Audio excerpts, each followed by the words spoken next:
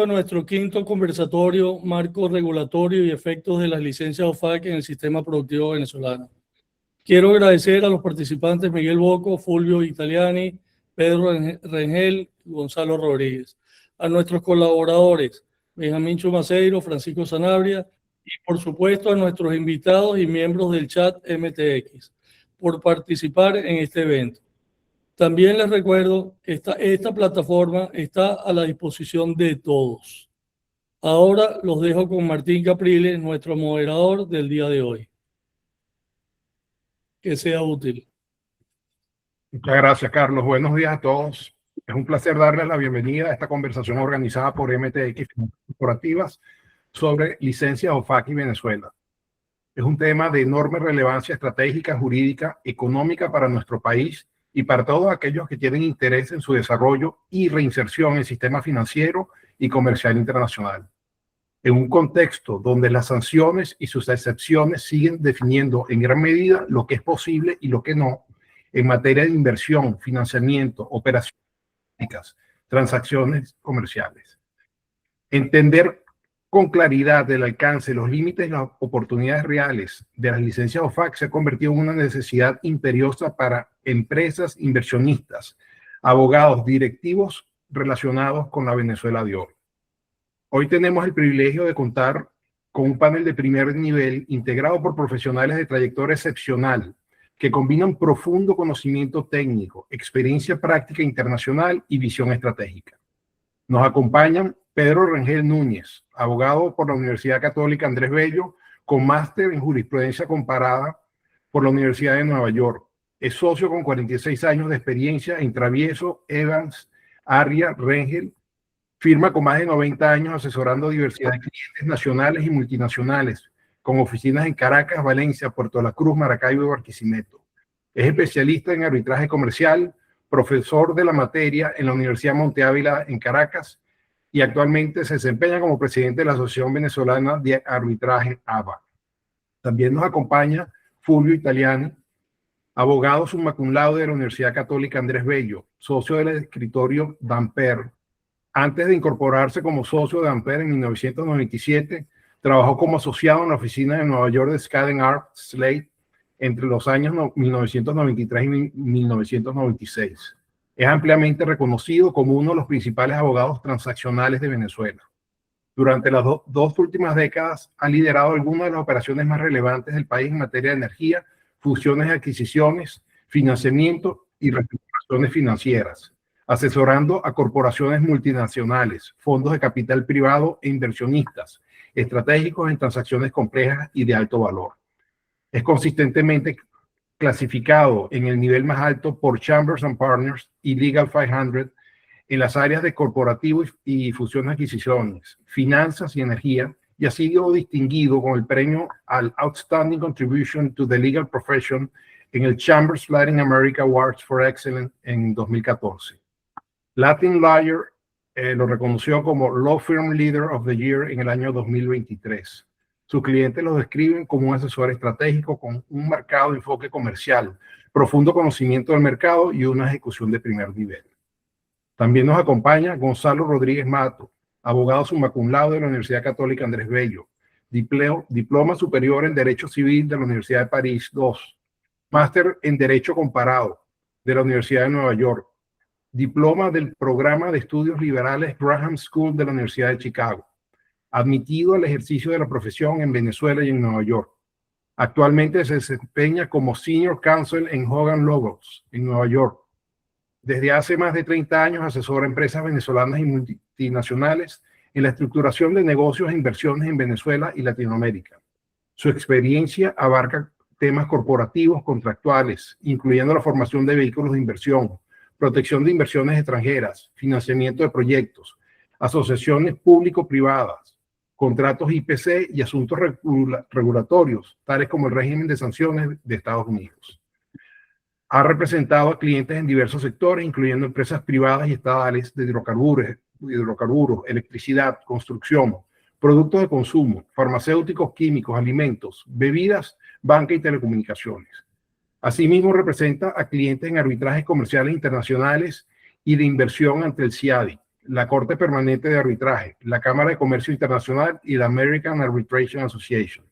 También actúa como árbitro en arbitrajes comerciales internacionales. Finalmente nos acompaña también Miguel Boco Cordero, ingeniero civil de la Universidad Metropolitana con posgrado en gerencia en Harvard Business School. Actualmente se desempeña como presidente ejecutivo de la Junta Directiva de BPICA. Es director de la Asociación Venezolana de Productores de Gas, ABPG, director del Consejo Nacional de Promoción de Inversiones, CONAPRE, miembro del Consejo Consultivo del IESA y miembro del Círculo de Líderes Asesores de la Universidad Metropolitana. Miguel cuenta con 44 años de experiencia profesional en proyectos de ingeniería, construcción y operación de proyectos de energía que incluyen petróleo, gas, petroquímica y generación eléctrica. Ha ejecutado proyectos en Venezuela, Estados Unidos, Canadá y en muchos otros países, incluyendo el Reino Unido y el Medio Oriente, con alianzas y consorcios con las grandes empresas multinacionales del sector. Mi nombre es Martín Capriles y tendré el honor de moderar esta conversación. Mi trayectoria combina experiencia en capital de riesgo, industria y comercio, tecnología, finanzas corporativas, tanto en Venezuela como en mercados internacionales. El formato de hoy será una conversación dirigida. Haremos un recorrido estructurado por los aspectos jurídicos, operativos, transaccionales y estratégicos de las licencias OFAC, buscando generar claridad, compartir experiencias reales y traer recomendaciones prácticas y accionables. Les agradezco dejar preguntas para el final cuando abriremos un espacio para contestarlas o pueden irlas enviando en el chat, que yo me tomaré la responsabilidad de irlas documentando para discutirlas al final. Estamos seguros que esta sesión proveerá un mejor entendimiento sobre cómo navegar este complejo entorno regulatorio y qué pasos concretos pueden tomar las empresas y los inversionistas en el actual escenario venezolano. Sin más preámbulo, vamos a comenzar.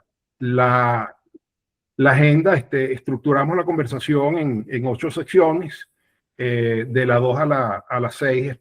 Vamos a arrancar primero con un tema de contextualización, marco legal y regulatorio, el sector energético y proyectos, después ejemplos específicos de transacción, inversión y riesgo, y el tema de arbitraje y resolución de disputas.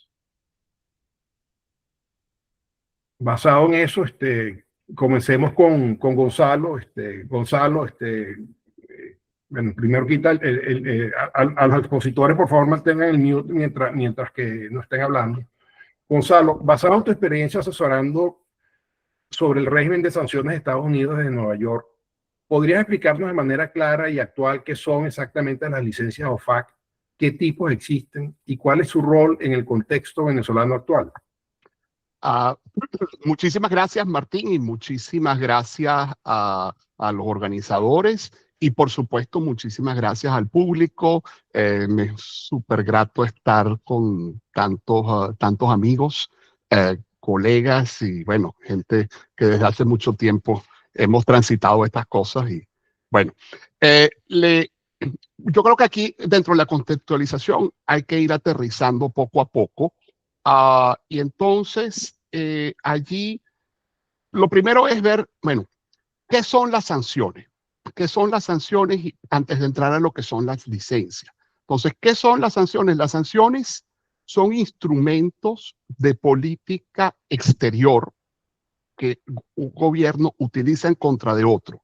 Y en el caso concreto de Estados Unidos, son instrumentos que se utilizan, que están a medio camino entre la diplomacia y entre la fuerza.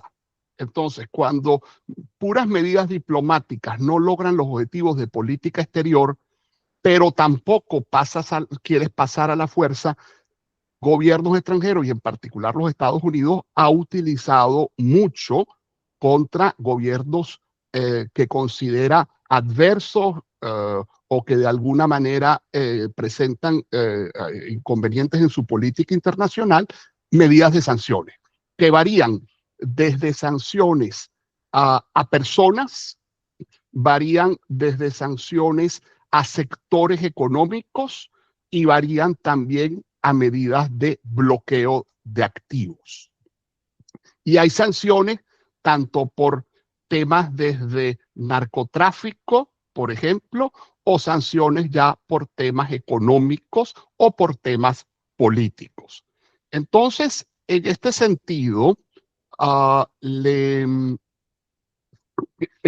cuanto a Venezuela, las sanciones a Venezuela empiezan desde el gobierno de Obama. Empezaron unas primeras sanciones donde por una orden ejecutiva después se permitía lo que se llama designar a personas, y en ese caso tenía que ver con temas de derechos humanos. Pero luego hubo unas, en el año 2017 y sobre todo en el 19 que se intensifican. En el 17 fue un primer paso contra PDVSA, donde fue una sanción que era que no se permitían asistir o para la misma PDVSA a personas americanas, brindar financiamientos y prestar servicios relacionados con financiamiento. Es una medida de empiezas a apretar por donde le duele, que es con la plata. Y después entonces perdón que me estaba llamando alguien que no ha podido entrar, por cierto. Entonces, después entonces, en el 2018-2019, se dictan una serie de medidas a través de órdenes ejecutivas que al final lo que implican es el bloqueo de activos y designación como persona, lo que se llama SDN, Specially Designated Persons, tanto de PDVSA, Bandes, Minerven, el Banco del Tesoro, y también se bloquean activos del gobierno de Venezuela. Entonces, al final hay todo, y eso no se y eso sigue vigente. Eso todavía, Venezuela es muy importante. Venezuela y las entidades estatales, estas que acabo de mencionar, siguen sancionadas, siguen designadas como SDNs, y entonces lo que se ha ido permitiendo es a través de licencias, y ahora vamos a entrar en lo que son las licencias, ir como agarrando esta cebolla y le van quitando capas. Y en este caso Venezuela ha sido muy impresionante en los últimos 3 meses, capa por capa, semana a semana. Te van dejando de hacer un poco más, pero siempre controlado. Entonces, ¿qué son las licencias? Perdón, antes de entrar, ¿qué son las licencias? ¿A quién aplican las sanciones? Y esto es sumamente importante. Las sanciones aplican primordialmente a lo que se llaman personas norteamericanas, es decir, US persons, que son, por supuesto, individuos y sociedades establecidas en los Estados Unidos. Por lo tanto, en principio, no aplican a non-US persons. Lo que pasa es que entonces allí hay una zona gris donde si una persona extranjera, es decir, no estadounidense, natural o jurídica, tiene algún nexo con los Estados Unidos, por ejemplo, tiene una operación en los Estados Unidos, tiene una subsidiaria en Estados Unidos, utiliza el sistema bancario estadounidense o utiliza los dólares, entonces puede estar sujeto a las sanciones, a lo que se llaman las sanciones primarias. Y luego hay otro tipo de sanciones, que son las llamadas sanciones secundarias, que es a personas no estadounidenses, puede ser sujeto de sanciones si ayudan o facilitan a personas designadas como SDNs a evadir sanciones. Entonces, y allí la consecuencia principal de estas sanciones secundarias es que te pueden designar a ti como SDN. ¿Y qué significa que una persona sea designada como SDN?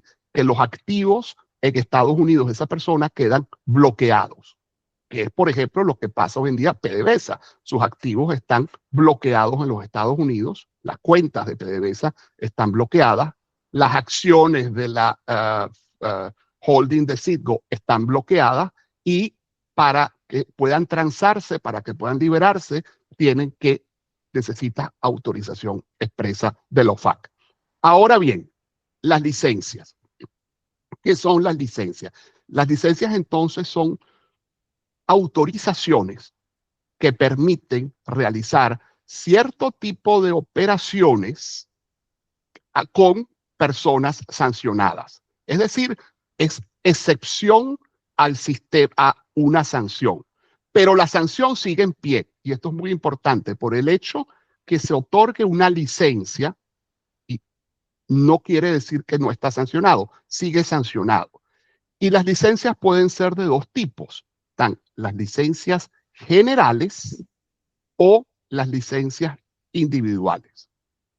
Las licencias generales son determinaciones de carácter general, autorizaciones de carácter general, donde la OFAC, que es el organismo del Departamento del Tesoro encargado de la política de sanciones, determina actividades de cierto tipo son permitidas bajo ciertas condiciones. Es decir, es un permiso para hacer la actividad controlado siempre y cuando estés dentro de los parámetros de esa autorización general. O también hay otro tipo que son licencias individuales. Licencias individuales es cuando tu actividad no enmarca dentro de una licencia general, entonces hay que ir a la OFAC y solicitar una autorización individual expresa para poder hacer la actividad. Si la actividad que uno quiere hacer con una persona sancionada o una actividad sancionada no encuadra no encuadra en una general, no se puede hacer si no está licenciada. Pero ahora bien, y aquí es donde está el tema, eso aplica para 100% para personas estadounidenses. Para personas no estadounidenses, es allí donde está esa zona gris. Hay que ver muy bien si tienes un nexo con los Estados Unidos o no. Un nexo de la operación, me refiero.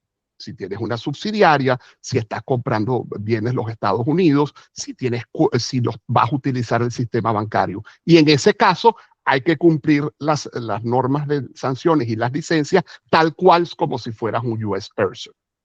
Pero si es una operación entre un no estadounidense con una persona sancionada y no tiene ningún nexo con los Estados Unidos, en principio sí se puede hacer. Pero siempre hay que verlo con mucho cuidado. Entonces, simplemente ya para cerrar este punto, al final entonces las licencias son autorizaciones que permiten, es una actividad controlada dentro de los parámetros, y una cosa muy importante, son revocables. Por lo tanto, todo esto que hemos visto en los últimos meses en Venezuela, que por vía de licencias generales se permite hacer muchas actividades, petrolera, minera, etcétera, en de distintas formas, es revocable. Y de hecho, hay historia reciente. Chevron tenía licencias para operar, esas eran individuales y fueron revocadas o modificadas según fuera cambiando la política estadounidense con Venezuela. Entonces, es muy importante tener claro, incluso ayer había información de unas 2 nuevas licencias que salieron, sobre todo la muy importante, la 57, que permite hacer actividades con el Banco Central y con la banca pública, servicios financieros, cuentas, etcétera, y la información que se veía incluso de agencias internacionales, el Banco Central dejó de estar sancionado. No, eso no es cierto. Sigue sancionado, pero ahora hay una licencia general que permite prestar cierto tipo de servicios con él. Con esto entonces los dejo aquí. No sé si Martín tienes un follow-up. Sí, y bueno, y esto lo abriría un poco más al resto del panel. Basado en lo que tú estás comentando, y considerando que las licencias OFAC son más la pregunta es, ¿esto es una herramienta de alivio temporal o realmente consideran que es una vía para reactivar la inversión extranjera en Venezuela? Y esta pregunta la hago a todo el panel. No sé si Fulvio... Bueno, no, gracias por la invitación a participar en este panel. Yo creo que quizás ahora el propósito de las licencias ha perdido como el objetivo original mecanismo de ejercer presión y luego como dar un cierto alivio en una negociación política o diplomática, y ahora se ha convertido como una especie de herramienta de control o un escudo. Es como otra autorización, digamos, regulatoria para determinar quiénes son los jugadores que sean considerados como adecuados y confiables tanto para los Estados Unidos. Entonces se convierte en una herramienta de control. Y creo que puede ayudar a los Estados Unidos a lograr como unos objetivos geopolíticos, especialmente cuando uno ve algunos de esos requisitos que incluyen, ¿no? Restricciones a ciertos países, etcétera, etcétera. Sí, que incluso para agregar a lo que decía Fulvio, es un mecanismo de control, pero yo sí considero pues que sí es un mecanismo que favorece un inicio de las condiciones para que haya inversión. Pero por supuesto, ¿por qué? Porque se están permitiendo, digamos, corredores de actividades, pero muy controladas y muy tuteladas por los Estados Unidos. O sea que, y siempre con tu pregunta, ¿esto es temporal? Bueno, no necesariamente es temporal, pero puede ser revocado. Dependiendo al final es de la política exterior y cómo vaya evolucionando el plan de 3 fases con Venezuela. Realmente la seguridad plena será en el momento que levanten sanciones contra PDVSA, contra el Banco Central, y si ya no haya necesidad de licencias. Ahora bien, al hacer eso, Estados Unidos pierde el leverage para el control. Entonces, eso yo todavía no lo veo venir. Pero tendrá que venir en algún momento. Por ejemplo, hay un caso reciente, un país como Siria, que tenía sanciones mucho más estrictas que las de Venezuela desde hace años, y desde que salió Assad y hay el nuevo gobierno, curiosamente, un gobierno que algunos de sus miembros eran de ISIS, y ahora son gobierno y les levantaron todas las sanciones. Mucho más que a Venezuela. O sea, Siria ahora se puede hacer todo tipo de negocios. Entonces es curioso cómo se maneja esto como herramienta de política exterior. Y Gonzalo, una pregunta, porque también genera un elemento de incertidumbre y riesgo, así como queremos que haya estabilidad jurídica y en las autorizaciones que del gobierno venezolano, si estas autorizaciones las puede eliminar en cualquier momento, le agrega un elemento adicional de riesgo a la estabilidad jurídica de un contrato a 20 años, ¿no? Es decir, un contrato, se pide que el contrato dure 20 años en base a unas autorizaciones que podrían en cualquier momento ser revocadas, ¿no? Y que es lo que pasa con el proyecto, ¿no? Tal cual. O sea que, y al final tú tienes esa tensión, los inversionistas piden seguridad jurídica, o sea, se necesita seguridad jurídica, obviamente, y son los inversionistas estadounidenses, pero es su propio gobierno que tiene el sartén por el mango. Correcto. Pedro, una pregunta. Tú como presidente de la Asociación Venezolana de Arbitraje, en base a tu experiencia en derecho comercial, ¿cómo consideras tú que interactúan las licencias OFAC con el derecho venezolano y qué desafíos de jurisdicción y aplicabilidad enfrentan las empresas? Gracias, Martín. Bueno, gracias a Carlos Meneses y al grupo MTX por haberme invitado a este evento. Bueno, esa interacción de las licencias con el derecho venezolano es forzosa. Forzosamente tienen que interactuar. ¿Por qué? ¿No? Simplemente porque es una exigencia ineludible de las licencias OFAC para que se puedan celebrar los contratos y, en consecuencia, para que venga la inversión extranjera y para sacar el petróleo que está en el subsuelo. Las partes tienen que convenir en un contrato, los inversionistas extranjeros y PDVSA o el ente que vaya a suscribir los contratos, tienen que cumplir no solamente con las previsiones de la Ley Orgánica de Hidrocarburos, en el caso de hidrocarburos, sino también con lo que está previsto en las licencias OFAC, porque si no, no se puede, los inversionistas extranjeros están obligados a cumplir esas licencias, los requisitos que están en esa licencia. Ahora, ¿qué ocurre? Que dentro de esta nueva apertura petrolera que estamos viviendo y que su inicio es la reforma de la Ley Orgánica de Hidrocarburos, que es bastante amplia, es un marco general dentro del cual se pueden hacer las inversiones, tienen que, el tema se tiene que analizar no solamente bajo la ley de hidrocarburos, sino también bajo las licencias. Y las licencias todas, las que estamos hablando, las que están en el sector petrolero, minero, incluso eléctrico, porque ahora se han ampliado, todas tienen en común, entre otras cosas, que los contratos sobre estas transacciones especifiquen que estén regidos esos contratos por las leyes de los Estados Unidos o de alguna jurisdicción dentro de los Estados Unidos. Es decir, las leyes de algunos de los Estados Unidos, porque no hay una ley de contratos uniforme para todos los Estados Unidos. Y además que la resolución de conflictos o de disputas ocurra en los Estados Unidos. Ahora, la pregunta es, ¿PDVSA y sus entidades o Minerven o quien vaya, la empresa pública que vaya a celebrar los contratos, puede convenir en someter los respectivos contratos con los inversionistas extranjeros a las leyes de los Estados Unidos? La respuesta es sí. La respuesta afortunadamente es sí. Entonces, por eso es una buena noticia, como lo decía Gonzalo, esta apertura y las licencias, los canales que se han abierto, porque adicionalmente los requisitos que pide las licencias o que exigen las licencias pueden ser cumplidos. ¿Por qué pueden ser cumplidos? Bueno, básicamente, no solamente porque la ley orgánica de hidrocarburos no prohíbe no exige que deba ser la ley venezolana la que rija los contratos, sino porque en Venezuela el régimen de escogencia de la ley aplicable al contrato está basado en el principio de la autonomía de la voluntad, es decir, lo que las partes se rigen por el derecho indicado por las partes. Las partes pueden convenir perfectamente en someter el contrato a un derecho extranjero. De manera que en ese aspecto, la armonización entre las licencias y la legislación y el derecho venezolano es perfectamente factible, ¿no?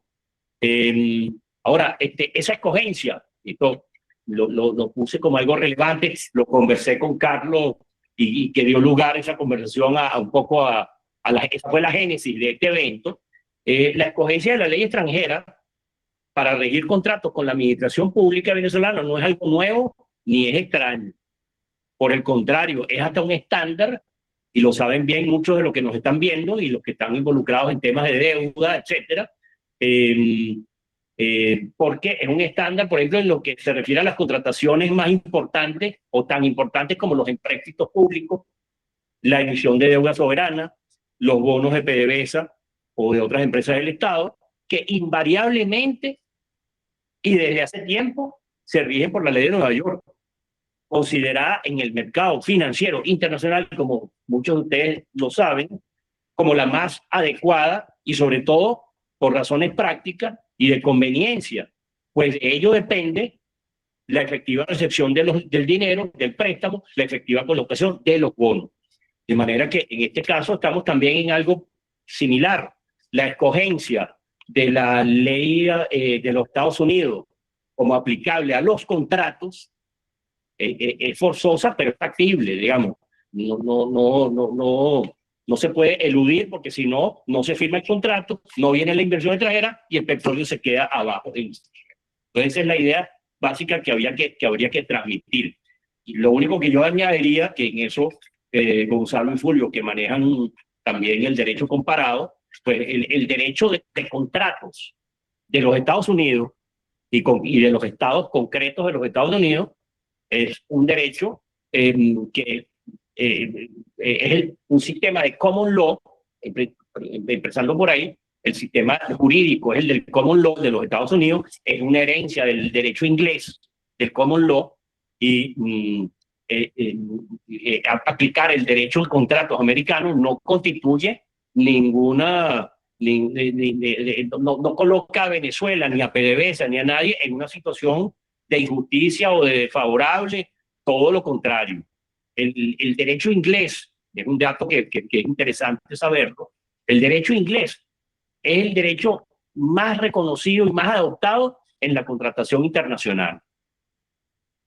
el derecho americano de los contratos es digamos, tiene mucho que ver con lo que es con esa herencia del common law. De manera que son perfectamente armonizables las licencias y el derecho venezolano. La parte de arbitraje la tratamos en el siguiente bloque.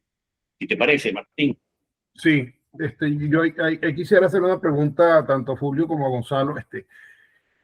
Uno de los temas que la OFAC de los requerimientos de OFAC, es que prácticamente ellos están centralizando la caja. El dinero tiene que fluir a través de unas cuentas especiales que solamente puede acceder el Tesoro americano.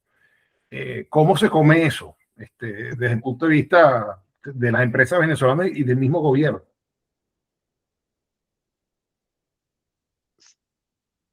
Bueno, si quieres, no sé, Fulvio, tú puedes dar lo de las empresas venezolanas, yo le puedo dar un poquito del background de esto. Sí, todos, este requisito que de esta cuenta que controla el Departamento del Tesoro se creó, eso fue en enero a través de una orden ejecutiva, y la cual cumple varias funciones, donde en esa cuenta se depositan todo el producto de las ventas de petróleo, después lo fueron ampliando de productos mineros a esa cuenta. Y también, ahí sí le dejo lo que están más cerca allá en Venezuela, es también las regalías y los impuestos petroleros, que ya ahí uno como abogado empieza a sentirse incómodo, se depositan allí. Entonces, ¿qué finalidad cumple eso? Una, dentro de la orden ejecutiva que dictó el gobierno, el ejecutivo americano, fue que esos bienes no pueden ser embargados por acreedores, porque ese es uno de los problemas que también tienes. Tú tienes los acreedores de PDVSA o de la República que tienen sus créditos impagos, tendrían derecho a tocar ese dinero. Entonces, aquí se protege, se le crea un cinturón de protección, primer objetivo. Y segundo objetivo es controlar la caja, otra medida de sanción. O sea, al final, el control de la caja lo tiene los Estados Unidos y no lo tiene el Banco Central de Venezuela. Y el Tesoro Venezuela, o sea, el Ministerio de Finanzas de Venezuela. Entonces, ¿qué ocurre? Hay un tema, es que, y lo que ha ido viniendo, y Fulvio me complementa, y Pedro también, es que ha habido, y las transferencias de fondos del banco, de esa cuenta del Tesoro a el Banco Central, y después están las subastas, y después se van distribuyendo a clientes del sistema bancario venezolano. El problema es que eso no ha fluido bien, y parte del problema es que no fluye bien por compliance, porque cuando ese dinero, después el banco corresponsal del banco venezolano, cuyos clientes fueron adjudicados esos dólares por el central, a veces pasa, y eso me lo han contado bancos, que el corresponsal no le quiere transferir al cliente final. Parte de eso puede mejorarse a raíz de la licencia de 57 de ayer que dictó la OFAC, donde el central y la banca pública tienen una licencia general, se le pueden prestar servicios financieros a ellos, y además hay una nota dentro de esa misma licencia que dice para tratar de evitar el overcompliance, que es el gran problema práctico que se presenta. Y entonces se le dice en pocas palabras, a las instituciones financieras americanas, mira, si el que origina la transacción te dice que eso cumple con esta licencia, tú no tienes que volver a chequear todo el compliance. Vamos a ver cómo fluye eso, porque si es un tema, y incluso he estado en conversaciones en el Departamento del Tesoro, donde eso les preocupa también a los Estados Unidos. O sea pero sí, es un tema que eso tendría que mejorar y en algún momento se tendrá que desmontar. Un tema como aclarar que Gonzalo nos confirme, es que, digamos, se trata de los pagos que correspondan a la República y a PDVSA y a los entes del Estado. Entonces, si por ejemplo hay por ejemplo, los proyectos petroleros que estén estructurados como CPP o como con modelo Chevron, que le permitan al privado vender petróleo directamente, venderlos ellos directamente, si es petróleo, que es el petróleo que le corresponde, a la porción que le corresponde al privado, si lo vende, esos dólares no tienen que ir a esas cuentas, ¿correcto? Solo van los dólares que correspondan por regalía y por impuestos o por participación del Estado, no los dólares que correspondan por ventas de petróleo hechas, por ejemplo, por Chevron, conforme al modelo Chevron, o por los operadores de los contratos de participación productiva que los vendan y que no tengan que ir al Estado. No sé, Gonzalo, si estás de acuerdo con eso o es un tema gris. En principio sí, pero es un tema que hay que ver la licencia con lupa, pero sí, la licencia, aquí estoy viendo la 52, donde dice cuando es pagos a la persona bloqueada, en este caso, vamos a poner el ejemplo, PDVSA, es decir, pagos a PDVSA serían ventas que hace PDVSA. O sea, si la venta la hace el privado, en principio está fuera, pero esto hay que verlo con filigrana. Pero sí, y el problema es después convencer al banco.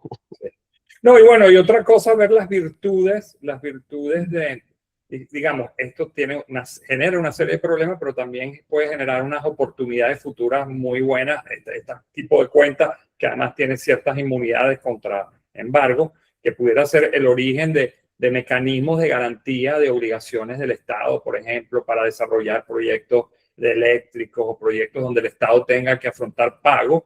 Y entonces, cuidado que fondos que están incluidos en una cuenta que tiene inmunidades puedan ser utilizadas para hacer pagos a terceros y con ciertas garantías fuera de Venezuela. Entonces, pudiera ser el origen de mecanismos futuros de garantía que nos ayuden a los proyectos de infraestructura.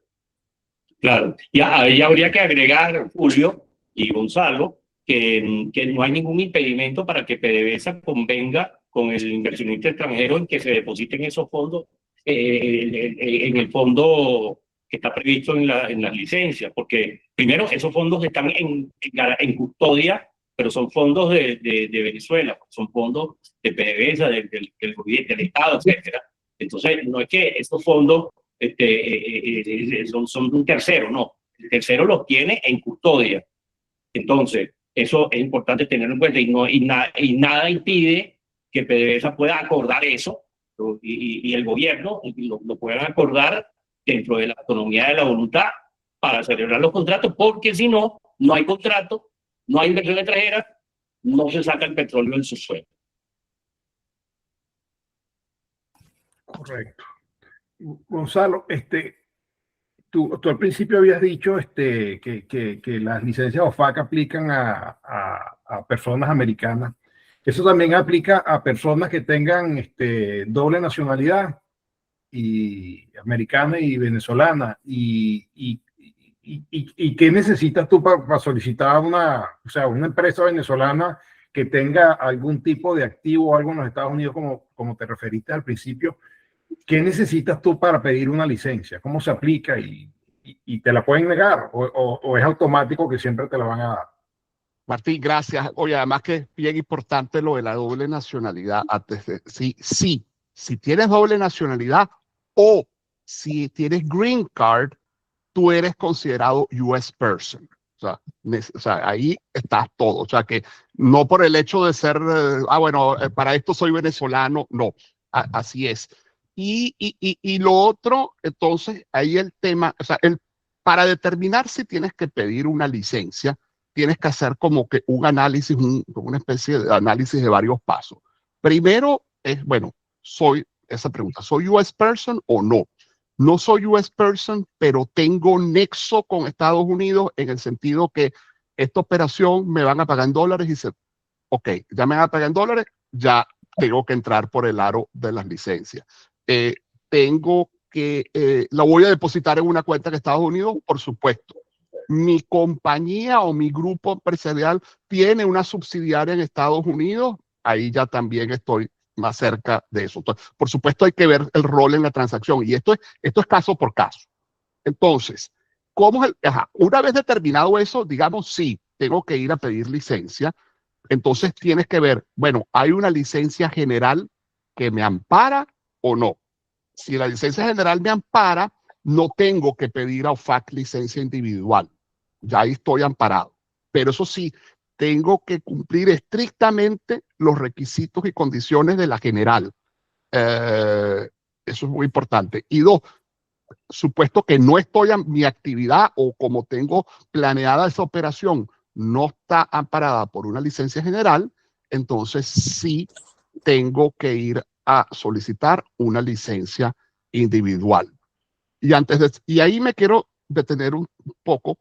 Hay algunas licencias de las generales que han dado que establecen, por ejemplo, en materia primero en petróleo fue así, pero después se abrió, pero en materia de inversiones en minería o en materia de electricidad, lo que la licencia general te dice es, tú puedes hacer un contrato preliminar o un contrato condicionado, el contingent contract que llama, pero tienes que ir a los FAC a que te permitan cerrar el contrato, te permitan que el contrato quede efectivo. O sea, que todavía hay un control a pesar de una licencia general.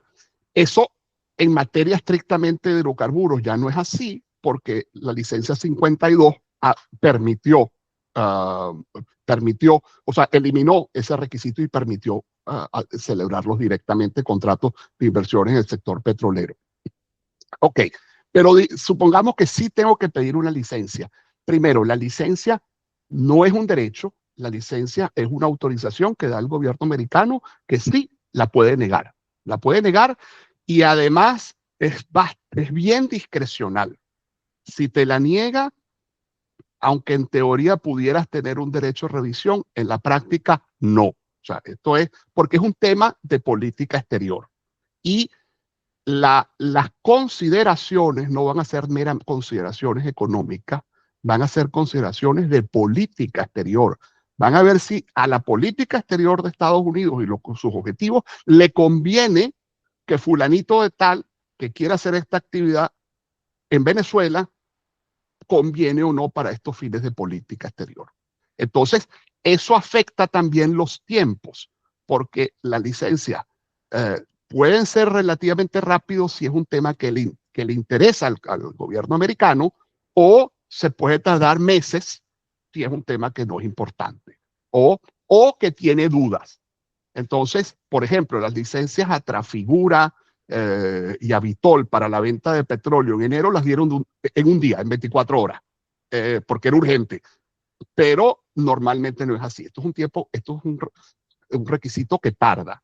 ¿Cómo se pide? Se pide a través de un portal, es un portal que tiene los FAC, donde hay que suministrar una serie de información y una descripción muy precisa de lo que se quiere hacer. Y mientras más preciso y específico sea la solicitud, mejor. En cambio, cuando son solicitudes muy amplias o generales, las tienden a negar o te las empiezan a recortar y solo te dan esto sí, esto no, y eso hace que se tarda.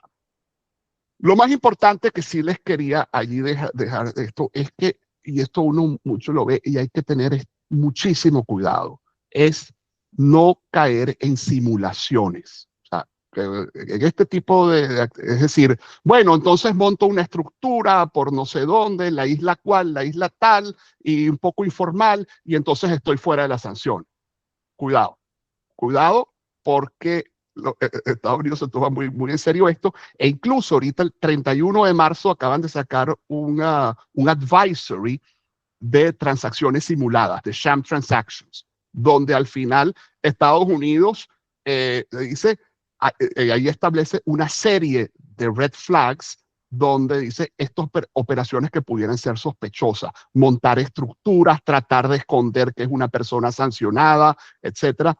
Ahí hay que ir realmente por la calle del medio y súper consciente de lo que se está haciendo. Ok, gracias por esa aclaratoria. Ahorita, bueno, quisiera Miguel, que lo hemos tenido callado en todo esto, Miguel, dada tu experiencia ejecutando proyectos de petróleo, gas, petroquímica y generación eléctrica, tanto en Venezuela como en otros países, ¿cómo han afectado las licencias OFAC la ejecución real de proyectos energéticos en Venezuela? ¿Qué cambios operativos has tenido que implementar y sobre todo a nivel de cómo se ha visto afectada la cadena de suministro? Si nos pudieras compartir un poquito en torno a todo esto. Seguro, y saludos a todos y gracias por la oportunidad y la invitación. Tengo aquí casi una hora oyendo complicaciones, restricciones, obstáculos, riesgos, temores, etcétera, y yo les voy a hablar un poquito de lo que yo veo del otro lado, ¿no? Lo que verdaderamente está pasando en el mundo ya del ejercicio de los proyectos y de los trabajos y del crecimiento de la producción petrolera y de los otros tipos de infraestructuras necesarias y que van a venir y van a salir como producto de esto, ¿no? Yo voy a hablar un poquito de los efectos de lo que ha sido todos estos cambios que han ocurrido y voy a hablar en un mensaje de optimismo, sin lugar a dudas. Lo que nosotros hemos vivido en este proceso de licencia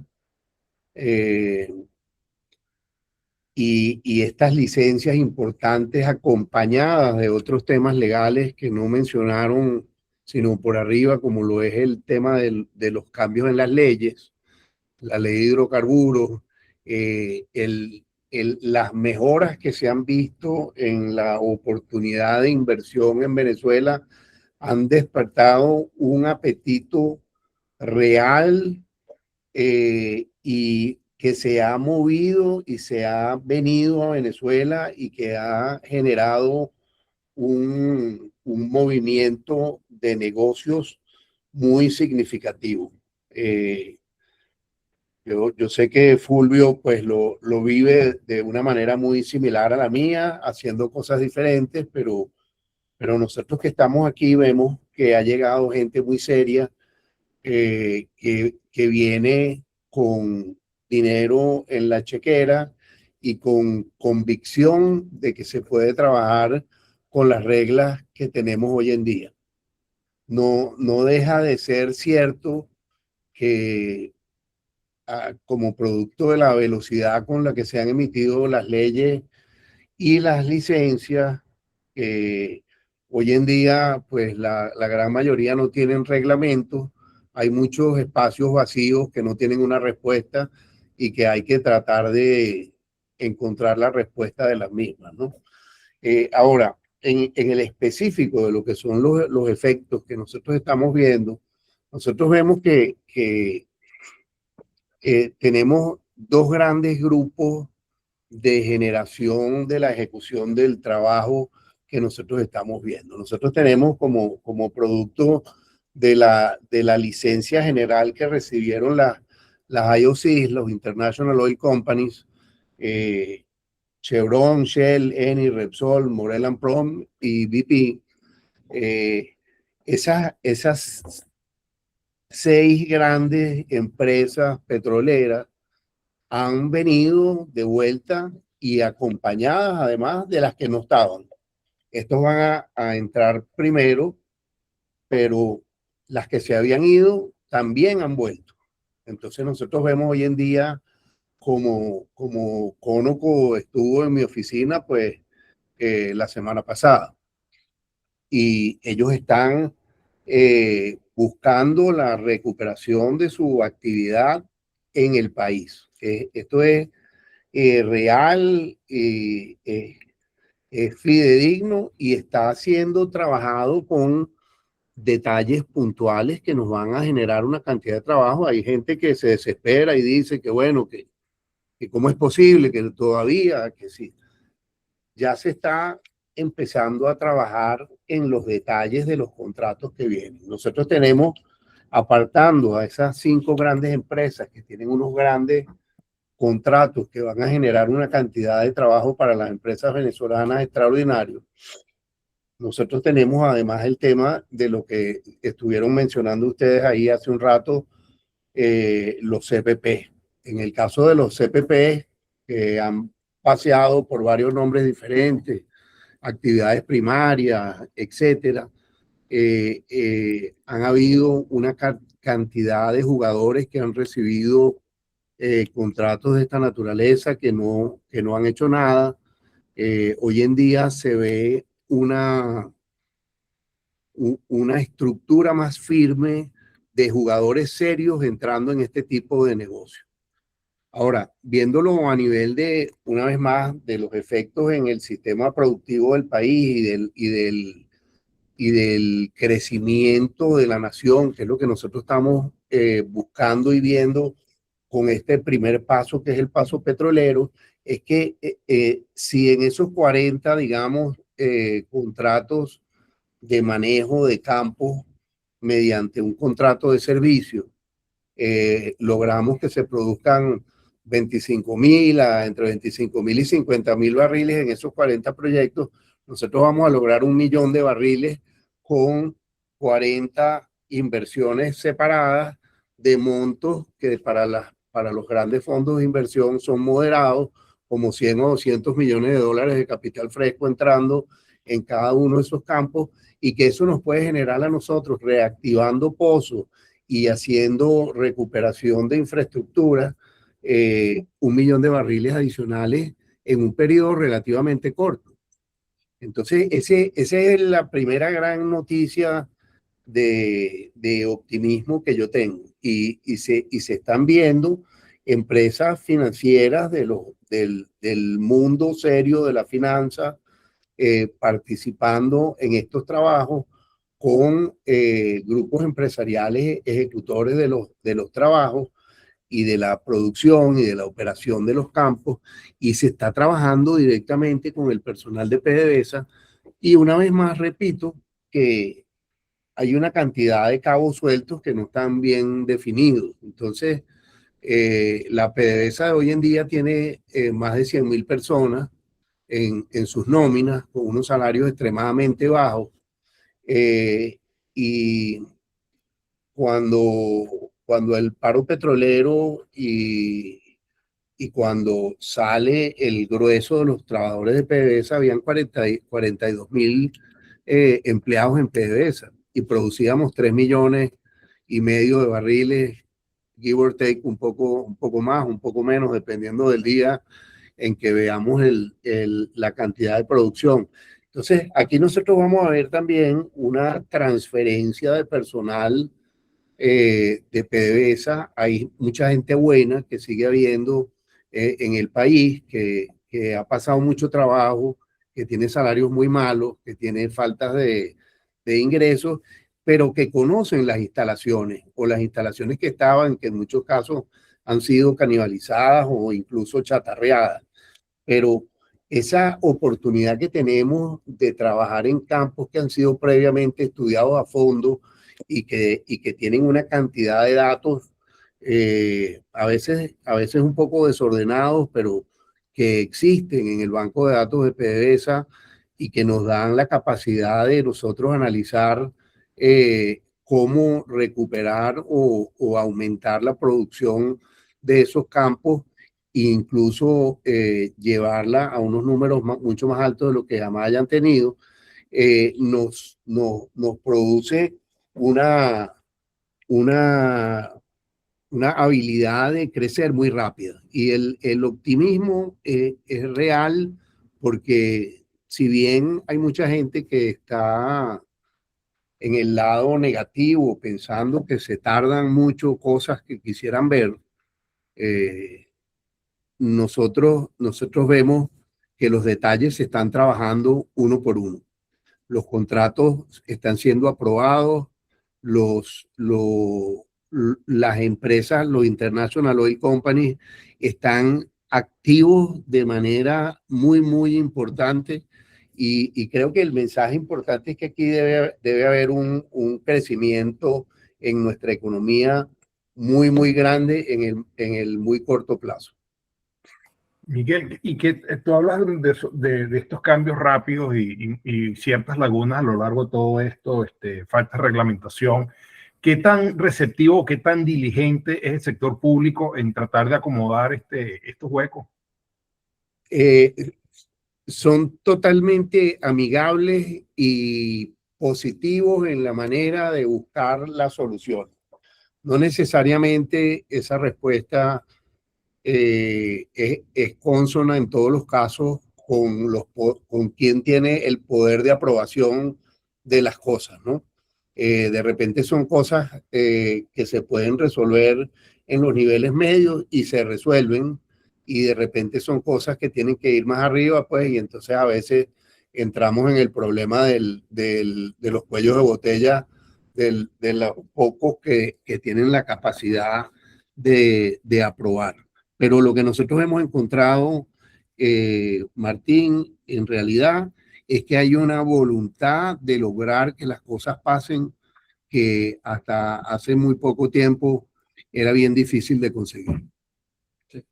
Y yo agregaría sobre eso es que, digamos, como decía Miguel, el ambiente es muy positivo y digamos que el test de la ley ha sido pasado muy satisfactoriamente. Es decir, esa ley le da al Estado y al gobierno la posibilidad de moldear un contrato petrolero con las mejores garantías y con las mejores condiciones. Ahora, ese test ya se pasó. Yo diría que más que reglamentación ahora es el modelo del contrato. Es ese contrato, cuando lo propongan, el contrato, todo el sector petrolero lo va a ver de una manera o de otra, y lo que es más importante es que hay un diálogo. Entonces, como hay un diálogo, si el contrato no es lo suficientemente bueno y conveniente, habrá un diálogo y se mejorará. Pero, digamos, no hay nada en la ley que impida que el contrato sea de estándares internacionales y que tenga las mejores condiciones posibles para atraer la inversión. Será una decisión del Estado y escucharán también a los otros jugadores. Entonces, las condiciones están dadas para que esto sea un éxito. Sin lugar a dudas, son contratos buenos, aceptables, que el único riesgo que tienen es que no se respeten las reglas del contrato. Ese es el único riesgo real que hay al final del día.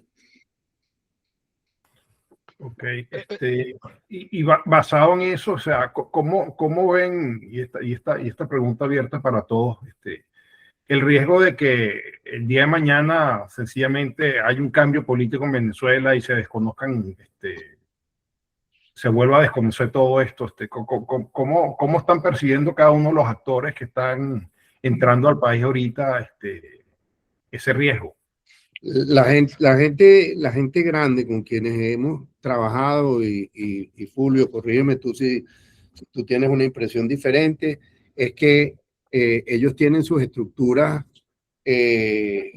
rígidas, convencionales, de mucha seriedad de la manera de hacer, de la manera de hacer las cosas, pero están todos confiando y confiados en que todo va a salir bien, y que eso que tú acabas de mencionar, Martín, que llamémoslo sea un cambio unilateral a las reglas establecidas y firmadas, no va a ocurrir y no debe ocurrir.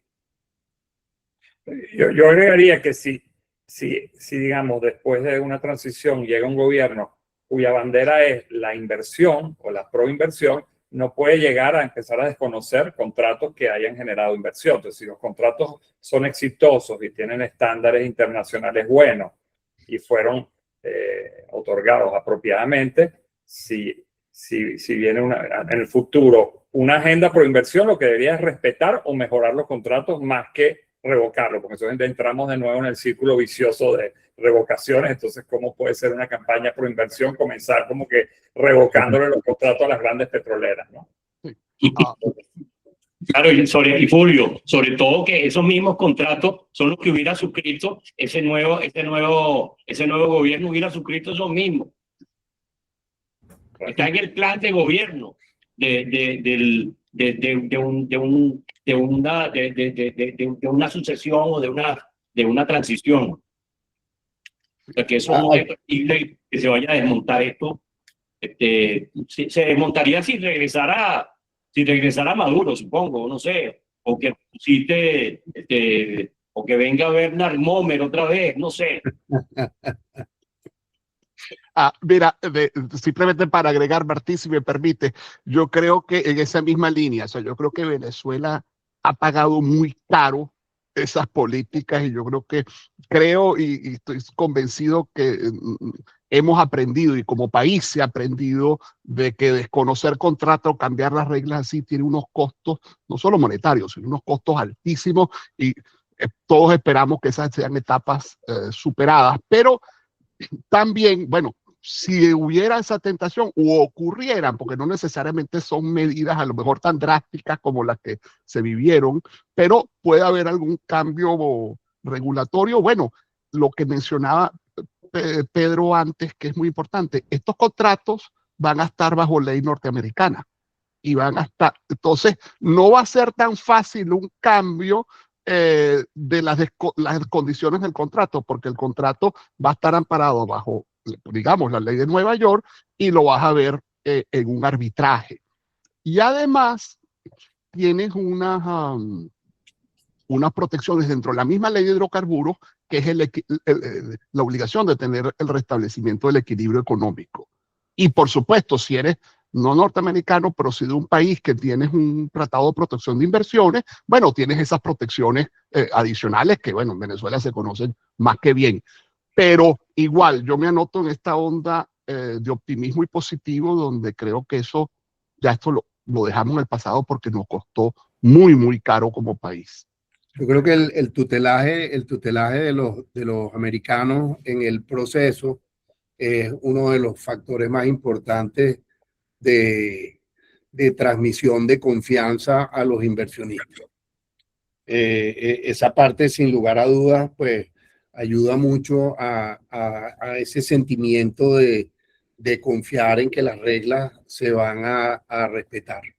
Y eso es lo que ayuda a que esto camine de manera rápida y positiva. El gobierno americano, bueno, también tiene las manos llenas con temas a nivel mundial, ¿no? Entonces no podemos tampoco pretender que las cabezas del país nos dediquen a nosotros todo el tiempo. Nos han dedicado bastante y la verdad es que nos han ayudado mucho. Yo creo que el beneficio lo vamos a ver en el muy corto plazo. Okay. Una última pregunta en esta sección, Fulvio.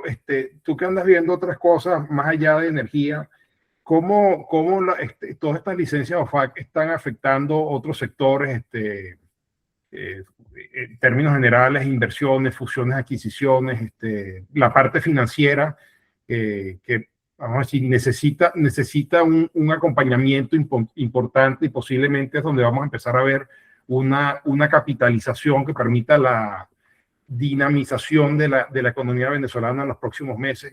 ¿Cómo lo ves y qué nos puedes comentar al respecto? El sector petrolero, ¿no? Continuando en el sector petrolero. No, ya saliéndome un poquito del sector petrolero, porque vamos a decir, obviamente está el tutelaje, hay una legislación, pero el reglamento FACT, vamos a decir, implica Estado venezolano, implica relaciones, sobre todo estoy pensando mucho en la parte financiera, en la parte bancaria, cómo se ve afectado para el resto de los sectores que, vamos a decir, que tienen que empezar a dinamizarse de manera de darle el apoyo al sector petrolero.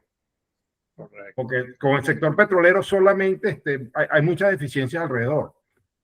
Correcto. Bueno, quizás esta es una pregunta también más adecuada para Gonzalo, ¿no? Por el tema social, pero digamos, los pasos que se tomaron ayer con respecto a los bancos del Estado, creo que son pasos, digamos, destinados a aliviar ese problema financiero, porque realmente, más que todo, digamos, más que un tema de sanciones, es un tema de overcompliance, ¿no? Que es lo que mencionaba Gonzalo un poquito, que todos los bancos, cuando ven un tema de Venezuela y un tema cercano a petróleo o a Estado, generan, digamos, procedimientos internos de compliance, y eso todavía existe, y tomará un tiempo ese cambio de chip, ¿no? Pero eso todavía es una realidad y poco a poco se irá superando, digamos así, ¿no? Porque en teoría todo lo que sea totalmente privado no debería verse afectado por las sanciones, pero vemos que en la práctica por el overcompliance ha sido una realidad que nos ha afectado, ¿no? Pero yo creo que poco a poco, cuando se vayan reafirmando estas cosas, también las declaraciones del secretario del Tesoro de ayer diciendo que Venezuela se incorpore al fondo. Es decir, es todo un proceso que llevará un tiempo para ese cambio de imagen, ¿no? El cambio, más que todo un cambio de imagen que, digamos, lidiar con contraparte venezolana no es un red flag, ¿no?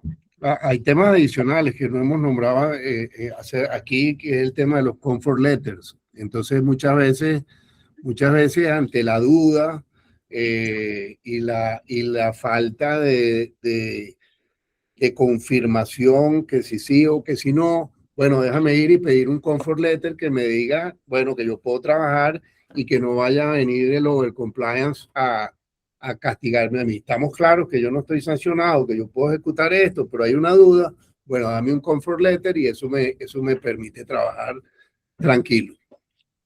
Qué bueno, Miguel, que trajiste ese tema, efectivamente, porque es así, o sea, ante la duda, o más que la duda, tú incluso sabiendo, vas a los FAQ y te da. Eso no es una licencia, eso es simplemente diciéndote, tú estás bien en las reglas, no hay problema. Y es eso lo que dice su nombre, es lo que dice su nombre, es un comfort letter. Ya está, y eso ahí, pero eso ayuda con los bancos. Y uno de los temas, porque realmente aquí entonces es un tema práctico, es el tema del compliance de los bancos que te permitan las transferencias.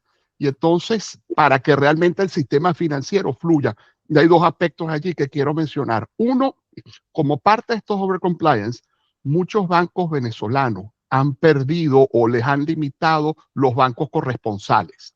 Muchos bancos corresponsales les han cerrado las cuentas a los bancos venezolanos y entonces es un cuello de botella que el flujo de transacciones o de transferencias de dinero internacionales a Venezuela no puede fluir como antes. Eso es algo que tiene que cambiar. Me ha tocado lidiar con bancos norteamericanos con este tema y todavía, a lo mejor con estas últimas semanas, sí, pero hasta hace un mes todavía siguen así porque el Departamento del Compliance es el que manda y Venezuela todavía es sospechosa. Entonces, esto va a tomar un tiempo, como decía Fulvio. Y después otro elemento que eventualmente para poder reinsertar a Venezuela en toda la economía internacional es, bueno, se tendrá que empezar en su momento y va a tomar tiempo el tema de la reestructuración de la deuda externa. Eso, ¿por qué? Porque Venezuela, y ustedes tuvieron un webinar sobre esto, debe 170,000, lo que más o menos de deuda externa pública no pagada, y ese proceso tiene que acometerse de la mano del Fondo Monetario con los acreedores. Y hasta que eso no esté plenamente resuelto, tampoco vas a tener un sistema, o sea, no vas a estar inserto plenamente en el sistema financiero internacional, además que te va a abrir el crédito para grandes inversiones en Venezuela. Basado en eso, o sea, pensando un poquito en los inversionistas y esta pregunta abierta a todos, hay un tema de compliance de parte de la banca y bueno, no solo a la banca americana, también, como decías tú al principio, Gonzalo, si tú tienes alguna relación con Estados Unidos, sencillamente entras dentro del paraguas de compliance de la FAC, pero la banca per se a nivel global, eso mismo que están haciendo en Estados Unidos, están aplicando en otros lados.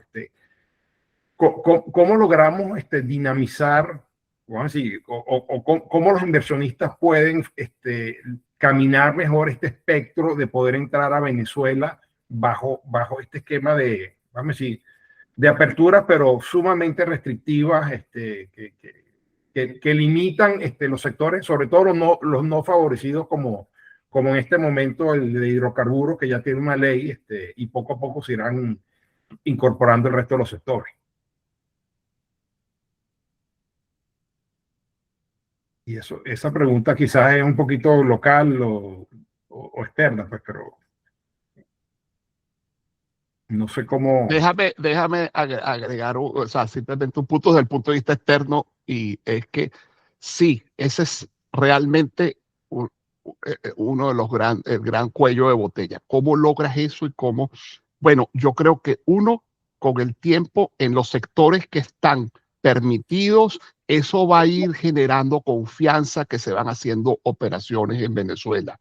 Eso por un lado, y se necesita como lo estamos viendo, esa ya es la licencia de ayer, la 57, también una ayuda del gobierno americano, por ejemplo, con el tema de compliance. O sea, que el gobierno americano, que sí se da cuenta del problema, dar guidelines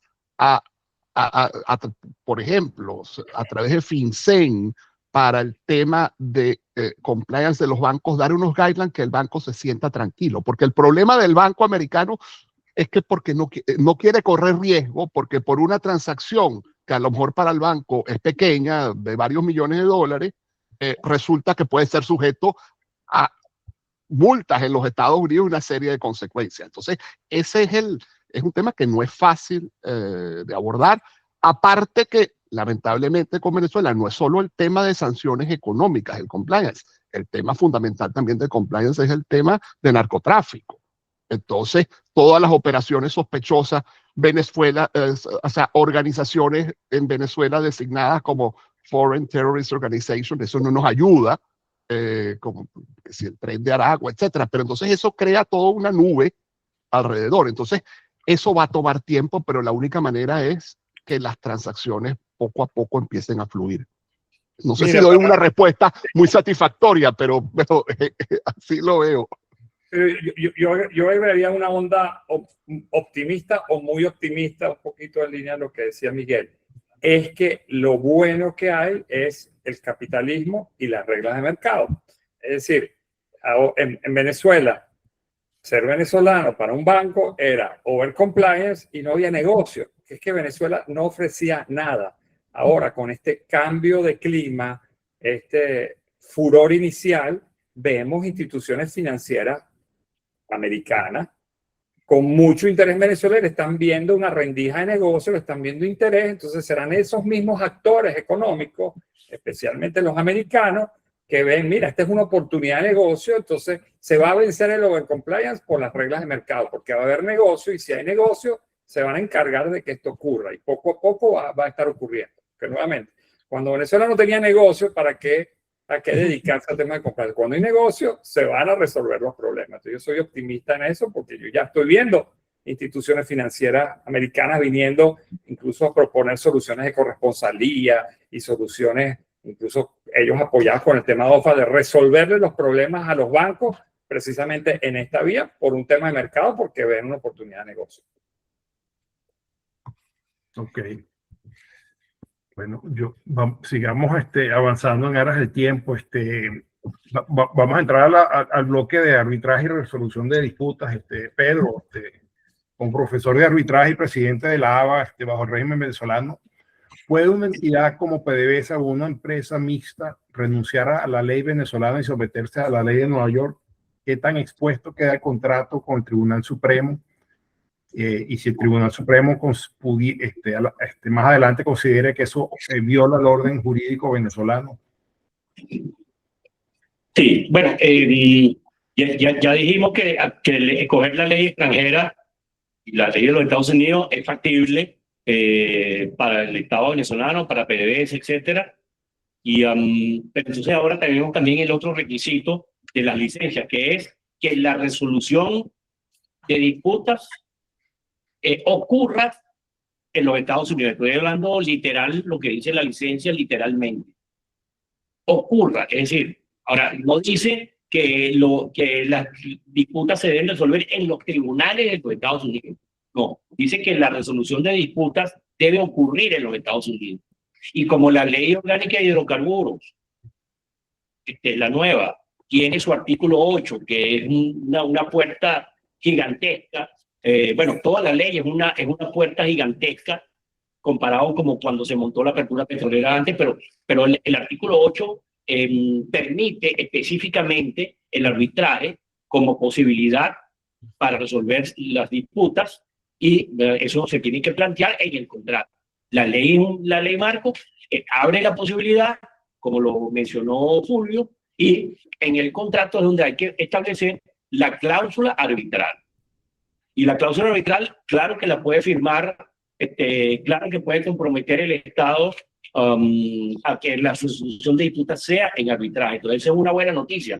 ¿Por qué? Porque el inversionista extranjero está obligado a que su contrato tenga cláusula arbitral con sede en los Estados Unidos, porque como tiene que ocurrir la resolución de disputas en los Estados Unidos, eso es lo que significa, desde el punto de vista del arbitraje, es que el arbitraje tiene que tener sede en los Estados Unidos. ¿Está bien? Entonces, eso es perfectamente válido, eso es el arbitraje internacional. Entonces, el arbitraje internacional es un requisito sin el cual el inversionista no puede firmar el contrato, porque no estaría autorizado. Y entonces, pero se armoniza perfectamente ese requisito con el hecho de que PDVSA puede perfectamente someter la resolución de las disputas de su contrato al arbitraje internacional.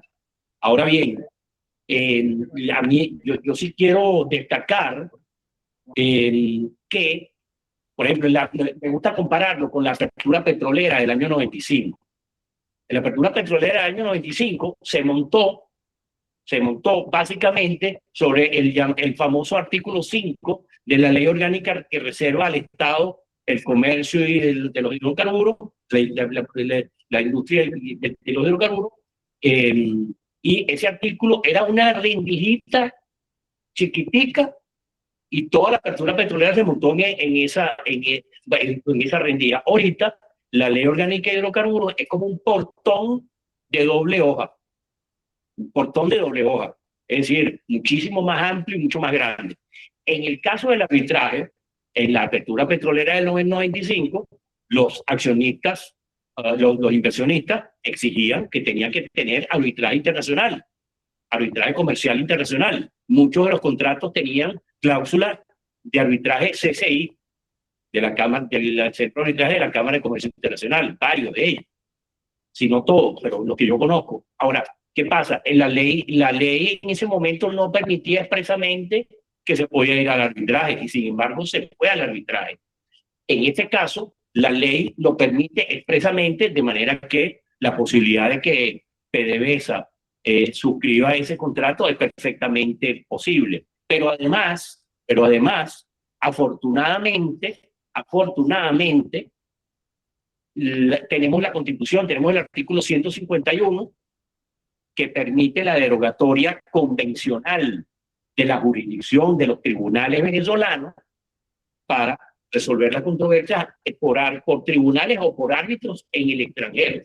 Es decir, esa puerta está abierta, pero no está abierta desde ahorita. Está abierta desde la Constitución del 61, que en su artículo 127 decía exactamente lo mismo que lo que dice el artículo 151. Es decir, es una cláusula, es una inmunidad de jurisdicción relativa. ¿Por qué?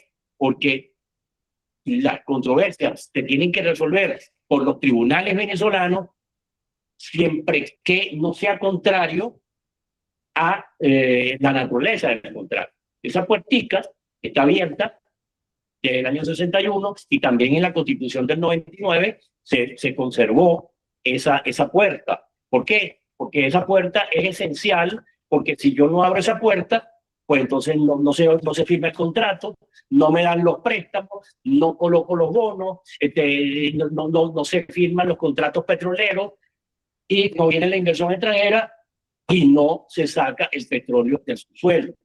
Entonces, eso encierra perfectamente el marco. Y por eso es que ahorita en los contratos es que se va a tener que establecer esa cláusula arbitral. Seguramente va a convenir en un arbitraje internacional con sede en Nueva York, no sé, o en Houston, no sé de dónde, cuál será la preferencia de los inversionistas en concreto, pero no va a poder ser sede de París, por ejemplo, o sede de Londres, tiene que ser sede en los Estados Unidos, lo cual no es ningún problema, porque el arbitraje internacional,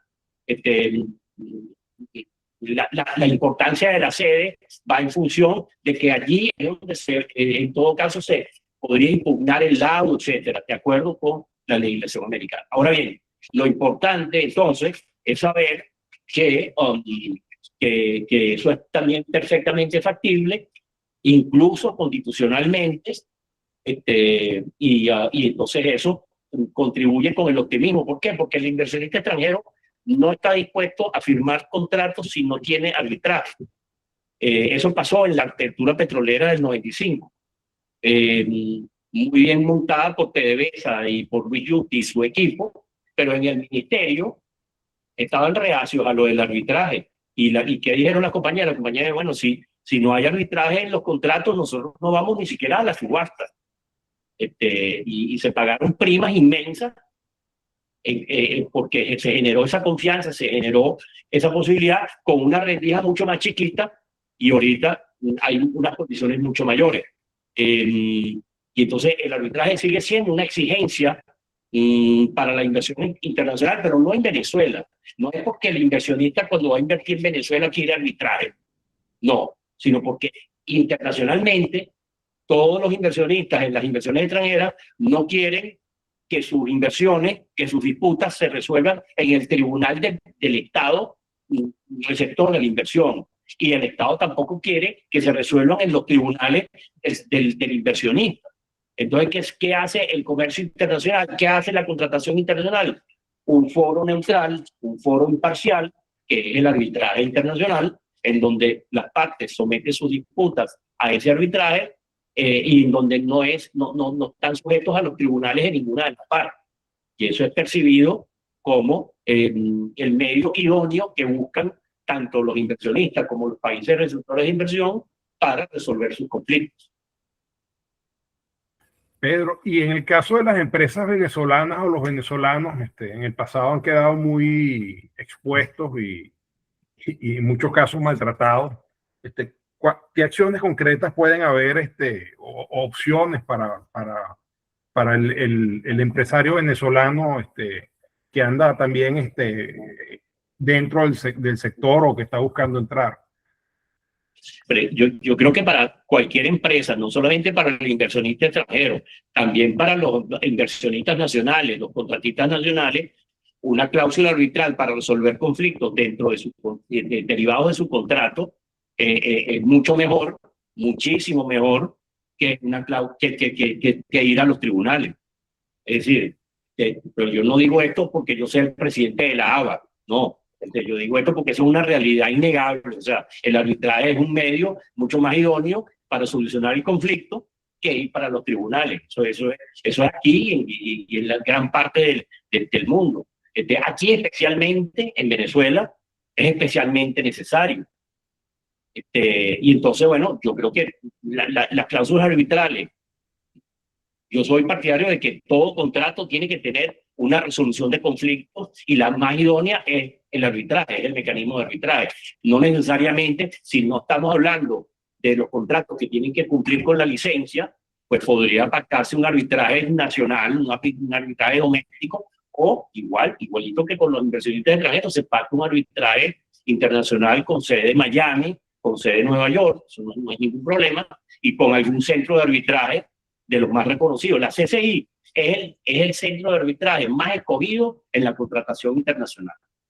Es una realidad, es así. La contratación internacional, el centro de arbitraje más escogido es la CCI. Ahora, en paralelo, porque estamos hablando del arbitraje comercial, el arbitraje comercial que está bien establecido en los contratos, el arbitraje internacional con un centro de arbitraje, de los más conocidos, el más seleccionado es la CCI, pero paralelamente existe lo que se llama el arbitraje de inversión, que ya Gonzalo había mencionado. El arbitraje de inversión no deriva del contrato, ni resuelve problemas del contrato, sino el arbitraje de inversión deriva de los tratados de protección de inversiones que Venezuela tiene celebrado más de 20, solamente ha denunciado uno solo, que es el tratado de los Países Bajos, pero tiene 20 tratados donde se contempla el arbitraje de inversión, que no va a resolver los problemas contractuales, lo que va a resolver es los estándares de protección de la inversión, básicamente el de la expropiación o nacionalización de la inversión, que tiene que ser con el pago justo y oportuno del valor de la inversión expropiada. Y eso se resuelve en arbitraje, se puede resolver en arbitraje de inversión si la inversión se hace a través de un vehículo o a través de una entidad que esté constituida en una jurisdicción que tenga un tratado de protección de inversiones. Porque aunque Venezuela se salió del CIADI, todos esos tratados contemplan el arbitraje de inversión en UNCITRAL, al reglamento UNCITRAL que lleva que administra el Centro de Arbitraje de La Haya, la Corte Permanente de Arbitraje de La Haya. Entonces, no importa que no haya CIADI, porque hay arbitraje de inversión también, pero para ello se requiere que la inversión sea hecha a través de un vehículo que tenga ese tratado. Pero la cláusula de arbitraje que va a estar en los contratos, una cláusula de arbitraje internacional, comercial, que va a decidir los incumplimientos del contrato. Entonces, eso es perfectamente válido. Y ese es el escenario que está planteado como resolución de conflictos. Y el riesgo que estaban ustedes hablando, Gonzalo, Julio, y que Miguel Boco también lo asomó, bueno, el riesgo que hay, el riesgo que van a tener los inversionistas, ¿cuál es? No es el de que me van a desconocer los contratos. Bueno, ese también, pero si me lo desconocen, me expropian, como ocurrió en la apertura petrolera pasada. La apertura petrolera pasada la desmontó el gobierno, desconoció los contratos, pero ella lo podía hacer porque ella puede expropiar, ella puede nacionalizar. Lo que pasa es que tiene que pagar. ¿Y qué fue lo que pasó? No pagó. Y entonces eso no se puede hacer. O sea, si tú expropias, tú tienes que pagar la indemnización correspondiente. Entonces, de eso versan los casos de la apertura petrolera que están en arbitraje internacional de inversiones. Y la única garantía que se puede tener es esa. Bueno, mira, si a mí me expropian, que por lo menos me paguen o que yo pueda obtener un laudo arbitral que condene a la República al pago de las inversiones que me expropiaron. Eso sin entrar en el tema de cómo voy a cobrar ese laudo, porque el otro problema es que, bueno, sí, hay muchos inversionistas que tienen sus laudos, pero lo que pasa es que el país no está en capacidad de honrar esos laudos, y la impunidad que tienen los bienes, como que Gonzalo lo explicó claramente, este fondo que maneja el Tesoro de los Estados Unidos es un fondo que es inmune a las demandas de los acreedores. Tiene una inmunidad establecida por los Estados Unidos en donde no se pueden perseguir esos fondos. ¿Por qué? Porque están sujetos a esa inmunidad y por lo tanto los acreedores no pueden perseguir ese dinero. Ahora, pero ese es un poco el marco general del que estamos hablando en materia de solución de disputas. Pedro, pero vamos a decir, el empresario venezolano, okay, yo como venezolano tengo mi empresa. Si Claro. yo monto un mecanismo a través de uno de los países donde hay tratado de protección de inversión y yo soy expropiado, yo por ser venezolano, estar basado en Venezuela, ¿ese mecanismo aplica o no aplica? Bueno, ahí te estás metiendo en unas profundidades más complicadas porque digamos, en principio, los tratados no diferencian de si el vehículo extranjero en un país que está beneficiado por el tratado es de un venezolano. Pero en cambio hay otras sentencias de otros lados que no han tolerado que el inversionista venezolano disfrazado de un vehículo internacional pretenda reclamarle a la República por la expropiación.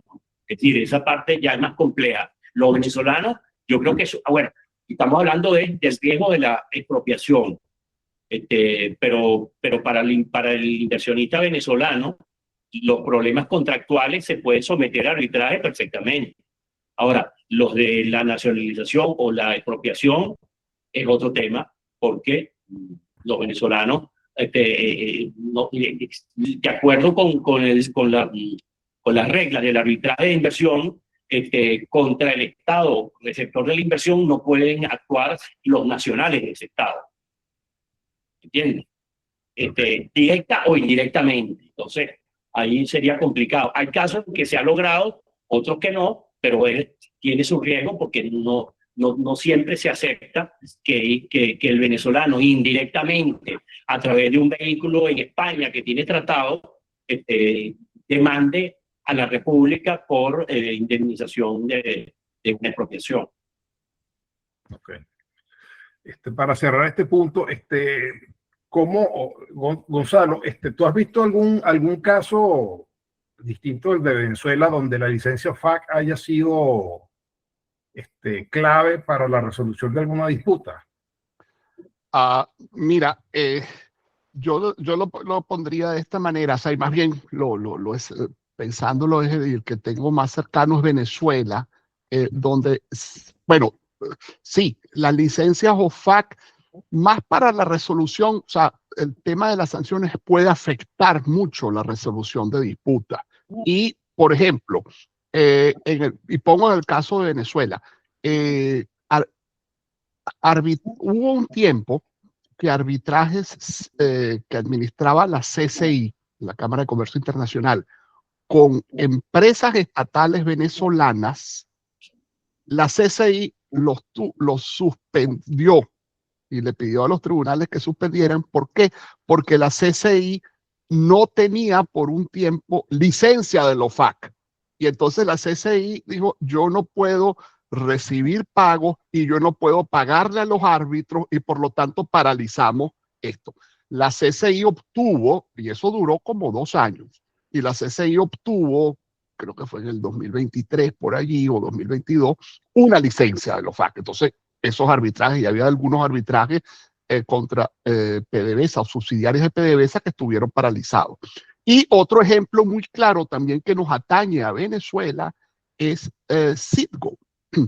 Citgo, que como saben, está siendo parte de un objeto de un proceso de ejecución. Las acciones de PDVSA América, que es la holding de Citgo. PDVSA Holding, perdón, exacto, gracias. PDVSA Holding, que es la holding de las acciones que al final de Citgo están siendo ejecutadas en un tribunal en Delaware. De hecho, ya hubo la subasta se la adjudicó a un fondo llamado Elliott, eso ahora está en apelación, pero al final todavía no se puede materializar los efectos de la subasta. Suponiendo que la apelación sea rechazada. ¿Por qué? Porque la OFAC tiene que dar una autorización por el hecho que esas acciones de PDVSA Holding son bienes bloqueados por las sanciones. O sea que al final ahí tiene la llave la OFAC.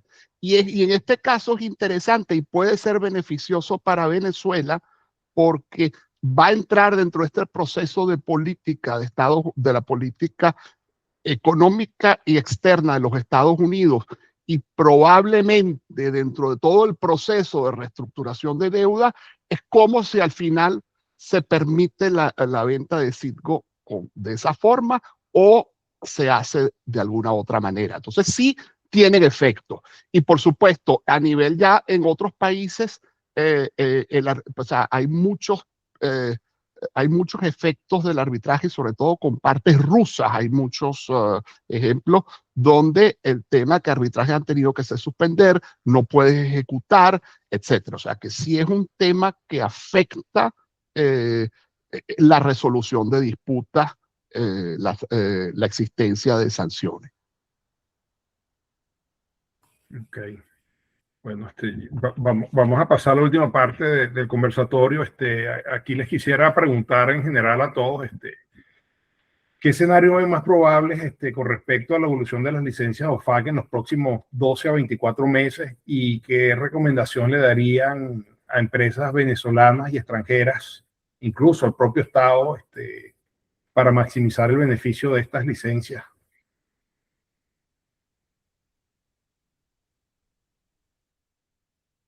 Bueno, si quieren me adelanto. Y en una nota positiva, yo veo que este proceso que hemos visto sumamente rápido, en 3 meses y medio, todo lo que se ha ido permitiendo, si bien es por vía de licencias generales, esto va a continuar. Esto va a continuar y se va a profundizar y vamos a llegar dentro del proceso de evolución que se van a levantar sanciones por todo lo que hemos dicho aquí, por los flujos de inversiones. O sea, yo lo veo como un proceso que comenzó y difícilmente podrá ser revertido.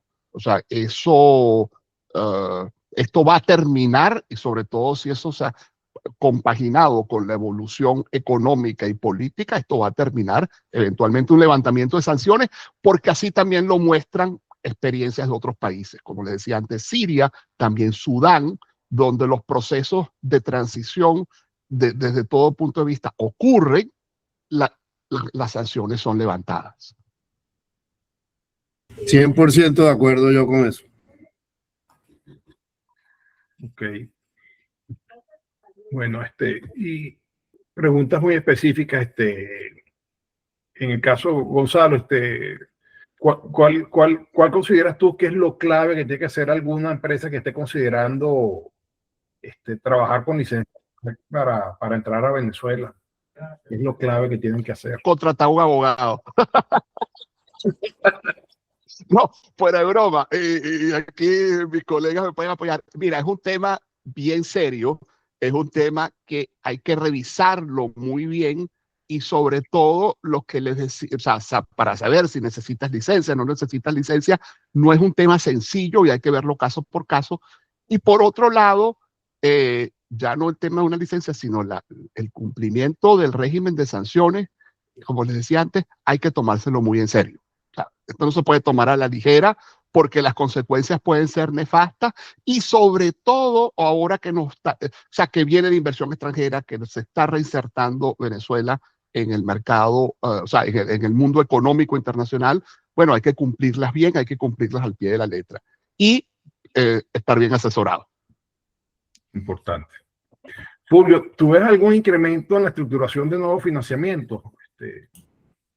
Sí, yo veo apetito por los dos lados, por las personas buscando financiamiento, pero también por fondos americanos viendo una rendija digamos, de oportunidad el otorgamiento de los financiamientos.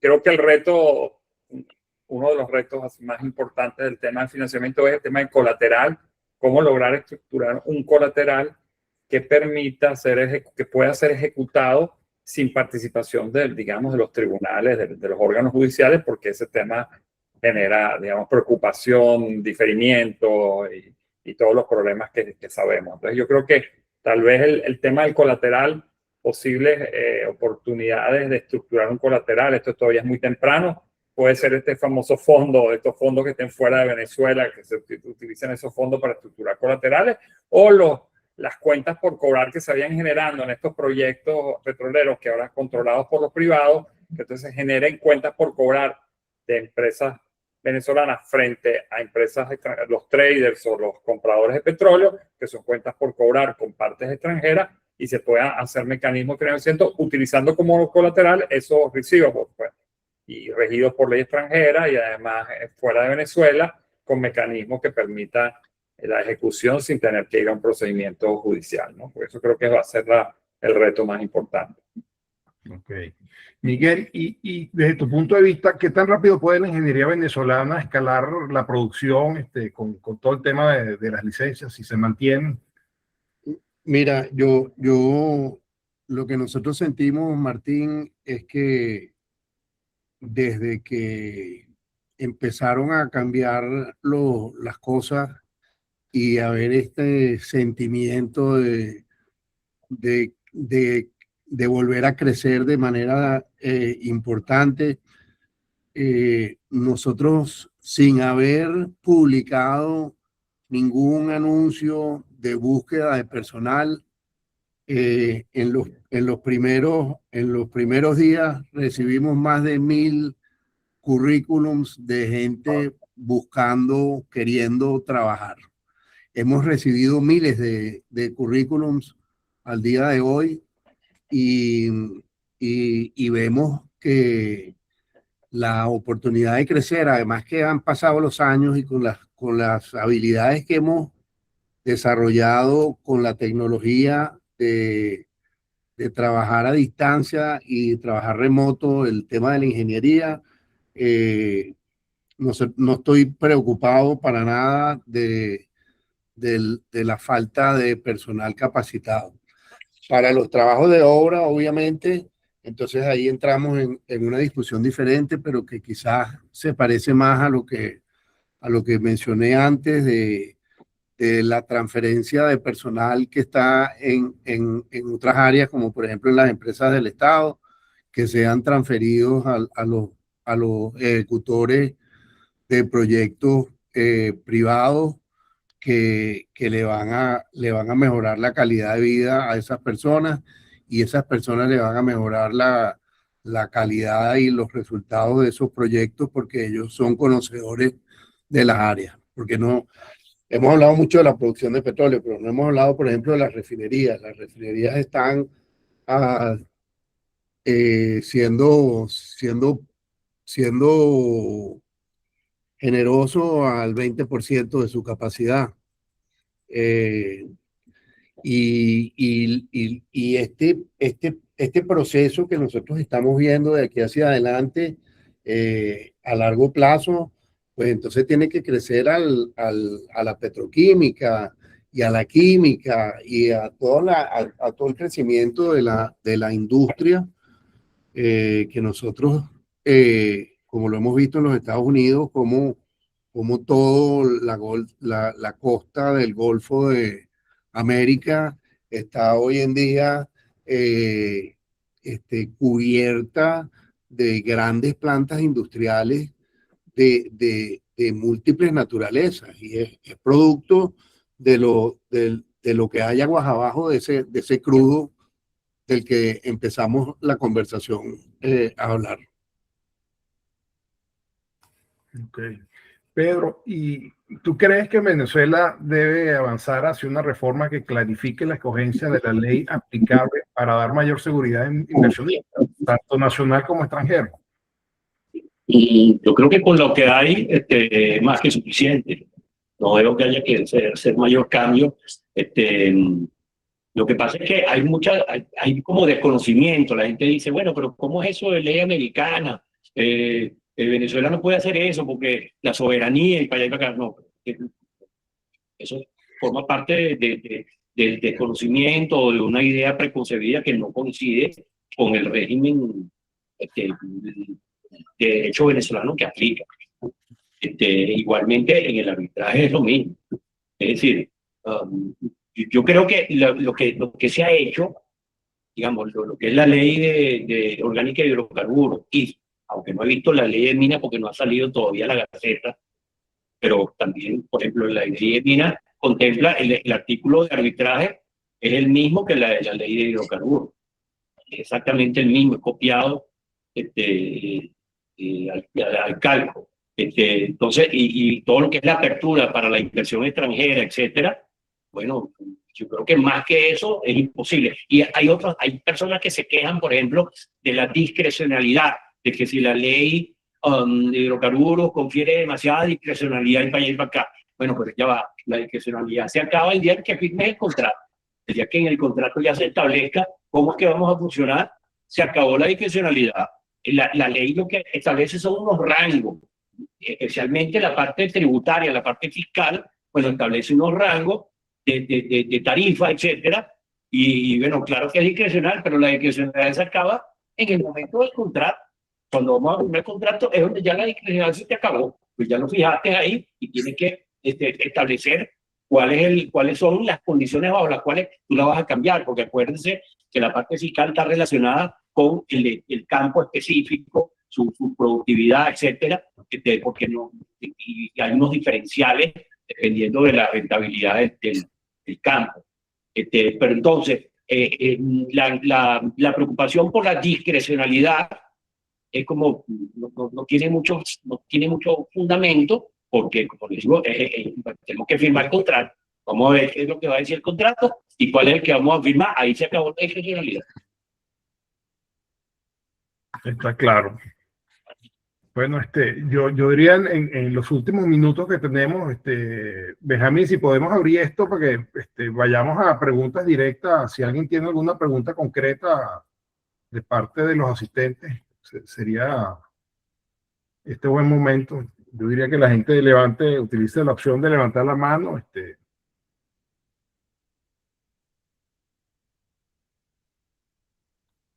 Mira, hay una pregunta en el chat de Francisco Sanabria. Francisco, puedes preguntar directamente. Bueno, muy buena la exposición, los felicito, excelente. Yo la pregunta que tengo es la siguiente. ¿Habrá la posibilidad de realización de conversión de deuda soberana o la cuasi soberana en inversiones bajo el amparo de las licencias actuales de la OFAC? ¿O hay que generar alguna específica sobre ello?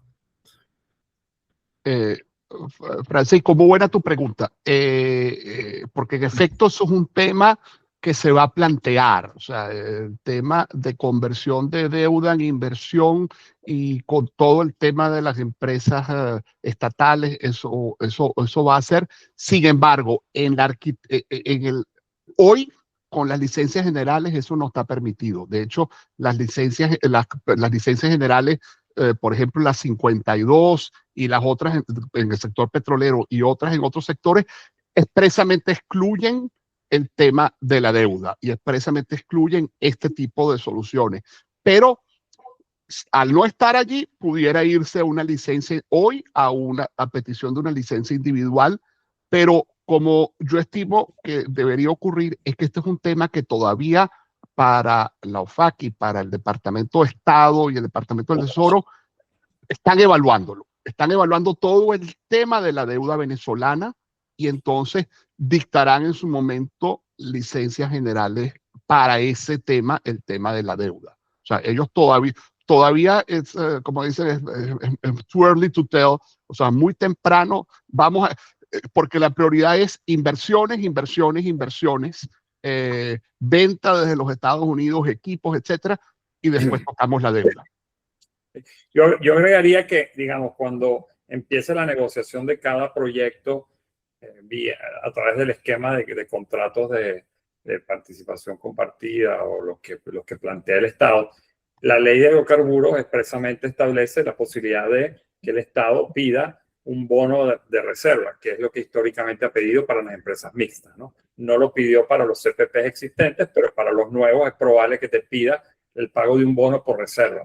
Entonces allí quizás se va a presentar la oportunidad de que si hay un tema para de alguna manera incentivar la inversión y también para lograr una rebaja de la deuda existente, es que se permita el pago de ese bono con bonos de la República o bonos de PDVSA, pero como dice Gonzalo, se requerirá un programa especial que se establezca una licencia especial para eso o se obtenga un permiso especial por proyecto, ¿no?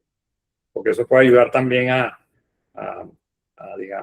si hay una diferencia entre la negociación, del pricing, de lo que es el bono de la reserva, con el tema de la deuda y los valores de la deuda actuales, se pueden acercar las posiciones, ¿no?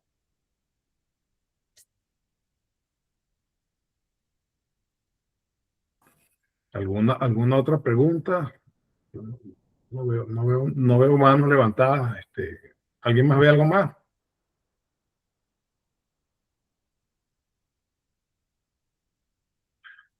Bueno, si no hay más preguntas, bueno, yo quisiera a Noris. Noris tiene una pregunta.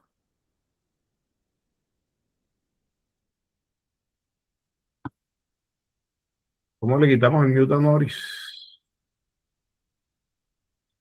Noris.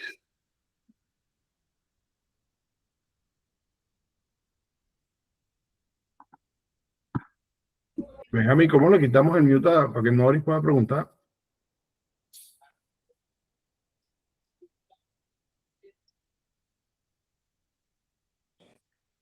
Ok, ya. Ya.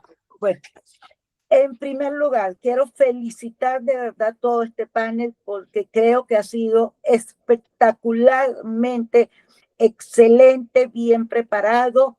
Para todos ha sido muy claro, nos ha dado información, cosas que no conocíamos, hemos aprendido, yo por lo menos en mi caso he aprendido mucho hoy sobre estas normas y las leyes estas. Quiero felicitarlo también a la Martín, que ha sido excelente en todo su trabajo.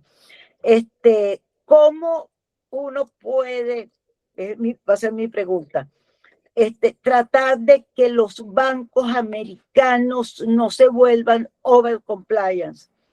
Yo lo he sufrido en carne propia ya antes de que existieran todas estas normas últimas que pusieron en la banca americana, porque la misma española.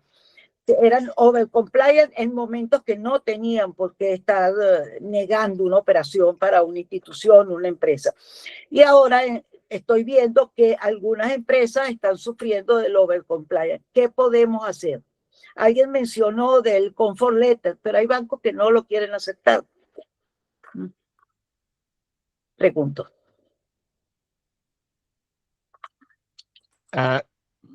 Si quieres me atrevo a Noris, muchas gracias. Primero, gracias por tus palabras. Y el tema, algo mencionamos antes, el tema es realmente, es un tema práctico porque la posición que toman los bancos de, mira, no corro ningún riesgo.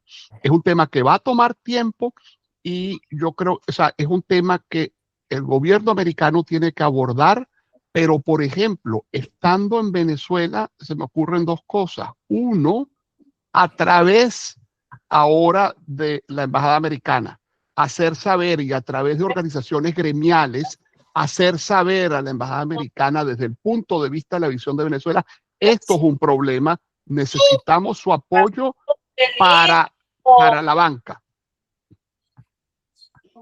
Entonces, es una forma donde concientizar, y creo que recurrir a la Embajada Americana es útil. Y lo otro que mencionaba antes, bueno, esto va a ocurrir a medida que fluyan las transacciones y como dijo Fulvio muy bien, el mercado también se va a encargar porque van a haber negocio y ya entonces el que tiene una cuenta, un banco que maneja una cuenta corresponsal que con Venezuela antes era un problema, ahora es una fuente de negocio. Esa es la realidad.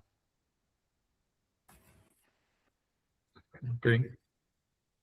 Bueno, yo no veo más preguntas, así que le quiero dar gracias a todos por sus preguntas. Hoy creo que queda bien claro que la reactivación de Venezuela no solo requiere petróleo en el subsuelo, sino claridad en los contratos. Agradecemos muchísimo a Gonzalo por traernos su visión técnica de los FAC, a Pedro por la defensa de la seguridad jurídica y el arbitraje, a Fulvio por su visión estratégica de negocios y a Miguel por recordarnos lo que el sector productivo es capaz si se le dan las condiciones. A todos les agradecemos muchísimo por habernos acompañado y queremos invitarlos el mes entrante al próximo conversatorio titulado ¿Qué pasa en el mercado de capitales venezolanos? La fecha la anunciaremos en los próximos días. Muchas gracias a todos y un fuerte abrazo.